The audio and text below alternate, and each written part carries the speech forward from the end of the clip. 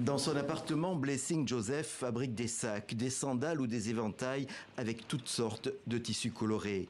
Un artisanat d'art qui lui permettait de vivre et d'envoyer son fils à l'école. Mais depuis novembre, les clients ont disparu et la faim a fait son apparition dans le foyer. Le dernier repas que nous avons pris, je l'ai préparé hier.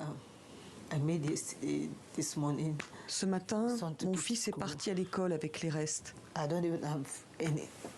Je n'ai plus rien à manger. Ça ne me soucie pas. Je m'inquiète surtout pour ce qu'il va pouvoir manger quand il reviendra. Blessing Joseph n'est qu'un exemple. Des millions de consommateurs au Nigeria sont frappés par une inflation record. Elle est montée à 30% en janvier.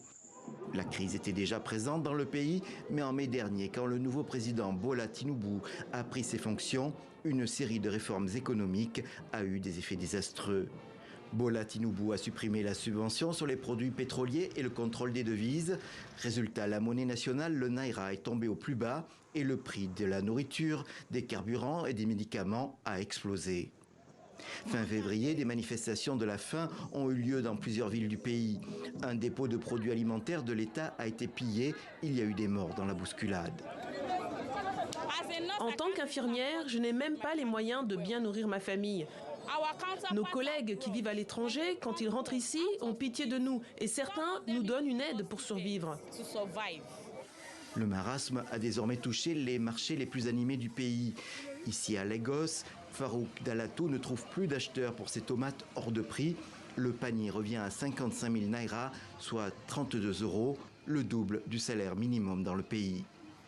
J'ai beaucoup d'amis qui avaient l'habitude d'acheter des tomates. Maintenant, ils ne peuvent plus les acheter.